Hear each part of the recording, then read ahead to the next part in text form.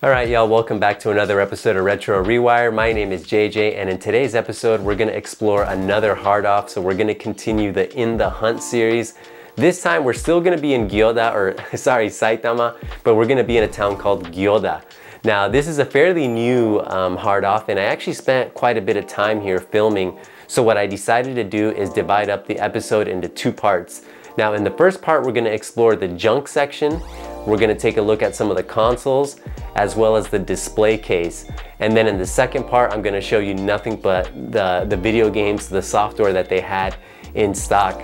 So without further ado, just sit back, relax, and let's take a look and enjoy the hard off in Gyoda, Saitama. And look at the shiny exterior, that brilliant sheen to this brand new hard off. Let's go ahead and go inside and start things off in the junk section. Now, these are the only games that I'm going to show in the video, and not because, you know, I guess just because there is one interesting thing, or a few interesting things that I found here, which are these PlayStation 1 demo discs. Now they had quite a few of them. They all were priced at $3 more or less.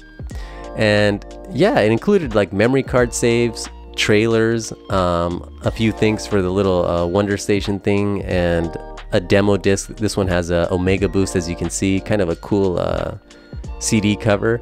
And some of them even featured on their covers characters from the Jumping Flash universe. I'm not sure which character this particular one is, but yeah, just kind of interesting. Then we have the lone Dreamcast game here for $1. It looks like it's a racer. I actually haven't played this one, but kind of an interesting looking one. And then let's move on to the famous bins, where you could find all sorts of cables and controllers and other little accessories. And I picked this thing up because I thought that it was a Nintendo 64 controller, because it just kind of has that shape, the Power Joy 3. But upon closer inspection, it's just like a TV game controller, as you can see here from the AV ports. But yeah, the bins were just full of controllers. You know, we have all these like Wii controllers, PlayStation 1, PlayStation 2, PS3, Super Famicom. And usually when I buy controllers, I usually get them from the junk section. You know, you definitely want to clean them. And like in the case for like Wii controllers, sometimes you just have to clean out like the battery corrosion, but in most cases they are gonna work. Since I've been in Japan, I think I've only purchased one that actually didn't work. But anyhow, let's move on to the junk controllers and consoles, like the bigger stuff. And look at all these little Wii Fit pads.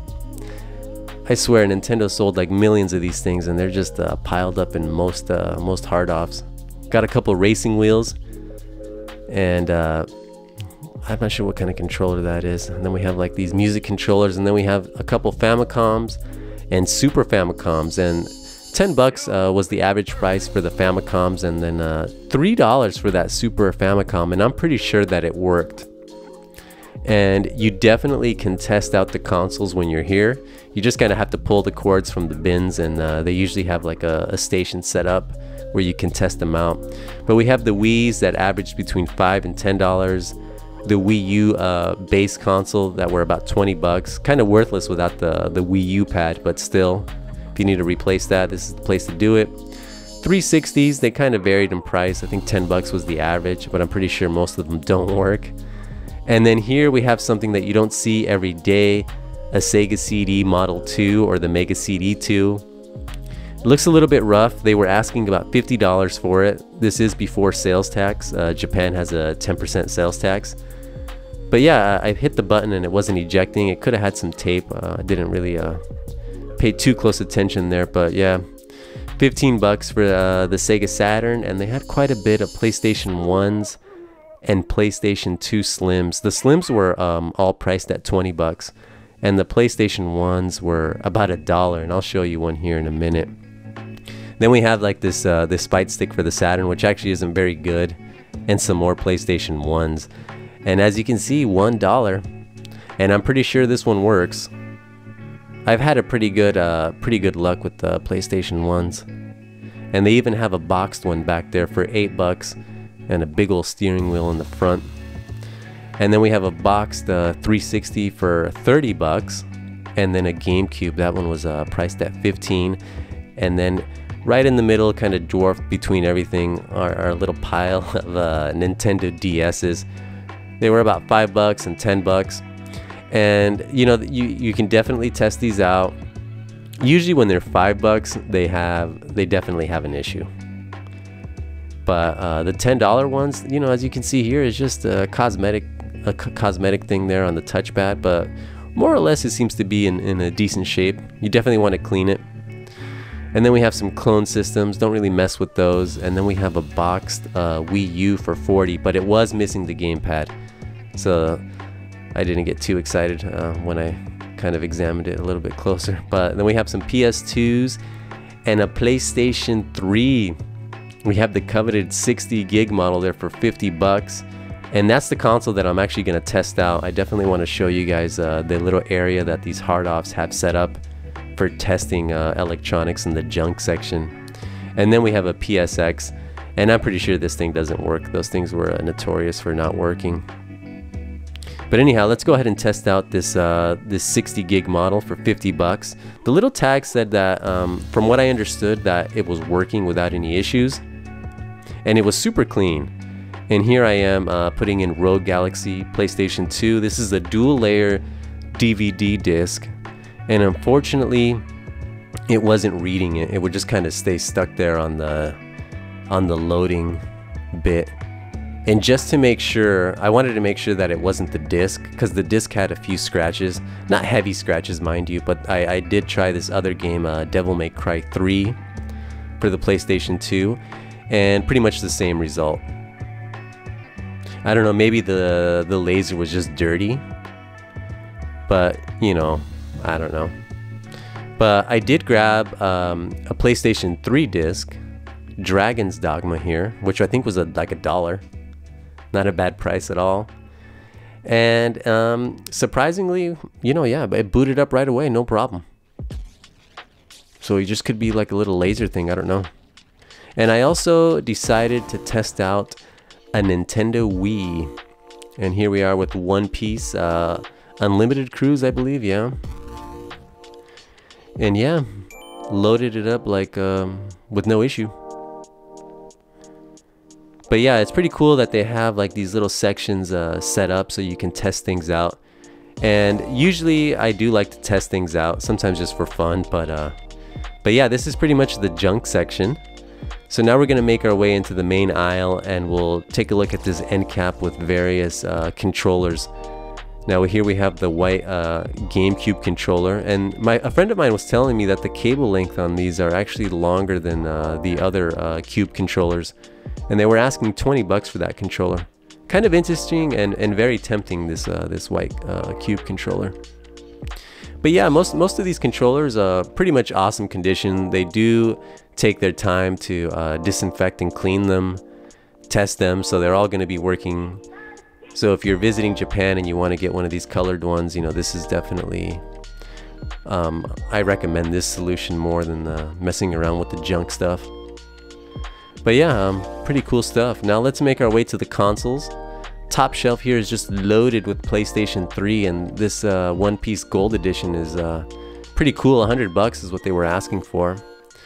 And way in the back over there, here we go. We have a 360 for $30 and an Xbox One S for, I believe it's a 150, 180. And then a boxed Mega Drive bundled with Sonic for $100. And then this bottom shelf was just loaded with Nintendo Wii consoles, starting at $25, and I think the most expensive, well, we'll see it here in a bit. But yeah, just so much Wii consoles. Now the Wii console, I'd rather just get it from the junk section.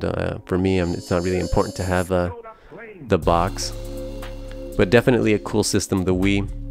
And then we have the Wii U, 80, 90, and 100 respectively. And then we have a twin Famicom for $120. And a couple 64s. They had quite a bit of Nintendo 64s, starting at $40 there, 50, and then that transparent one, $70, next to a few Super Famicoms. But yeah, pretty sleek looking, that transparent one. But yeah, the Super Famicom is another console that I'm just gonna get it from the junk section. I've actually picked up 2 and they both work just fine. Oh, that cube for 60 includes, looks like it includes the white controller. I didn't notice that when I was there. Cool, cool, cool. Couple cubes, which is another awesome system. But as you can see, they just had a ton of Nintendo. But they also had quite a few Sega consoles here. We have the awesome Dreamcast, the legendary Sega Saturn. This one's a little bit sun faded, but the one in the back seems to be in pretty good shape. And then we have a few boxed ones. That $40 one's a little bit rough, and I think it's a little bit overpriced. I don't know. I have the V Saturn Model 2, and I paid less than 40, so I don't know. Then we got this top loader, pretty cool looking, and then more Super Famicoms. And look at these. These are pretty clean. They're in pretty good shape for the most part, and they all include 2 controllers, the cables, and then here we have another transparent one for 50 bucks, a few more GameCubes. And now we're going into the PlayStation 2. We got a Slim for 70 and the fat model for 5,000. And then some more Sega goodness. Look at those buttons, they're freaking awesome. Purple buttons. But yeah, freaking Mega Drive. I definitely want one, but back home in the States, I have quite a few Sega Genesis systems. Eventually, I'll get them shipped. And then we have a Super Famicom Mini for 100 bucks. Looks like they have 2, and then they have quite a few of these Famicom Minis for 60 bucks. And then just a ton of different flavors of the Nintendo 3DS, which is a freaking awesome system. And looks like they have 2 Mega Drive Minis, one in the box for 70 and then the loose one for 60 bucks. And this Mini is definitely, one day I'll add it to my collection. So we're gonna move on to the handhelds here. And it was kind of hard to film just because it was so bright in the store. And the glass was like freaking spotless. Very impressive how clean this store is. But yeah, all sorts of Game Boy Advances, all sorts of prices. And we got a little pile here of Nintendo DS's, and they're all in working condition. They're pretty much almost flawless. 40 bucks for a couple of Game Boy Lights there. And here we have the Game Boy Advance, the first variant, which I definitely want to add to my collection one day. And this is just kind of in the back there. The little, the newer Game Boy Advances, the little flippy ones. But yeah, look at this, man, freaking awesome. So much, so many consoles. They just had a ton of Nintendo in general.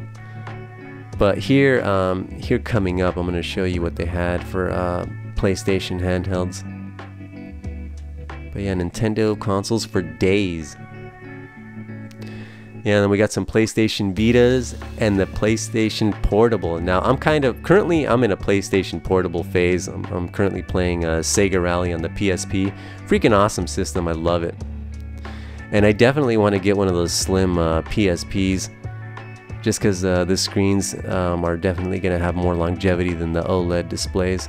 But look how sleek those red PSPs are. And then here, in kind of out of the way, they did have the Final Fantasy 13 and 13-2 PS3 editions. The white one with the pink lightning decal is freaking awesome looking.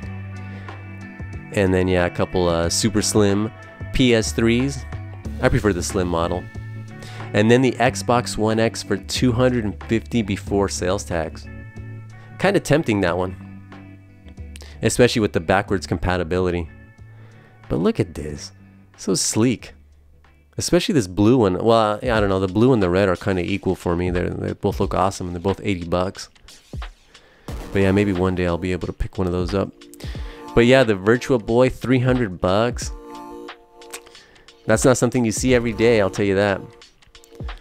But then we have the Game Boy Advance, 50 bucks, complete in box. And then the newer GBA for 50. And then just a couple various Game & Watches. And then we have that, I don't know what that Zaxxon thing is, but it looks like an early console. These are kind of a little bit of a showpiece, you know, for the game room. I'm not really into the Game & Watch, but I definitely understand the appeal. And then we had the lone PC engine here, 70 bucks. Didn't see any duos, didn't see anything. This was like the only PC engine system that they had, and that's kind of a rare system nowadays. And then we had the legendary Neo Geo AES for 300 bucks next to a Panasonic 3DO for 60. Never played a 3DO actually, but I do have a controller that I picked up at a Goodwill back in the States. Paid like $1 for that controller. But yeah, check this out. Oh man, I want a Neo Geo. And then we have like this little train controller for 250 bucks. But anyhow, let's make our way into the display case. As you can see here, we have X3, X2, some Sailor Moon, and then we have this Harley's Humongous. And I think the Humongous is the name of the rival gang in the Road Warrior. Then we have the Power Rangers on Super Famicom. That game's freaking awesome. Then we got some Oriental Blue and some Earthbound and a boxed Castlevania 64 for 25 bucks next to a Super Game Boy 2 for 20. Now, I would have got this, but I have the original Super Game Boy and I paid like $1 and or $2 or something like that, and it included the box. So I skipped out on that. But yeah, all sorts of cool little games here for Famicom, it seems. And most of those are in pretty good condition. Then we got a loose Bare Knuckle 2 for 30. And I think this the game next to that is Midnight Resistance, I believe. Then we got Predator with Arnold.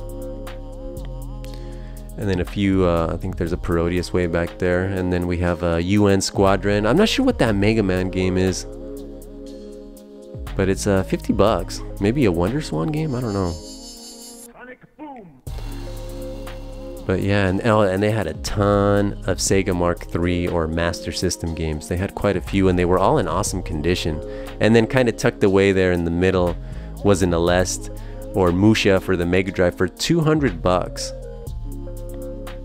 Now most of these games are gonna come tagged with the Netmall sticker, so you can purchase these online. Then we have some Neo Geo CD, freaking awesome system. But yeah, all sorts of neat little games. And we have Bare Knuckle and Bare Knuckle 2 with Schwarzenegger and Jean-Claude Van Damme on the cover. And then we got that Shinobi cover, or the Shinobi game. Oh, and it's 40 bucks. I definitely want to get that one day just because it has all the original stuff in it, uncensored. But yeah, this is pretty much the game case, and there's a few more Sega Mark III games back there. But anyhow, I hope you enjoyed this episode. I'm gonna go ahead and cut back to me, and then we'll wrap up the video. Alright y'all, we're pretty much at the end of the episode, so thank you for sticking around this long. We took a look at the junk section, the consoles, and the display case in the first part. Now in the second part, I'm going to show you nothing but video games, and I'm going to have that video uploaded in a few days, a couple days, so keep a lookout for that. And as always, thank you for checking out Retro ReWire. My name is JJ. Please like, share, comment, and subscribe, and I'll see you all very, very soon. Ciao.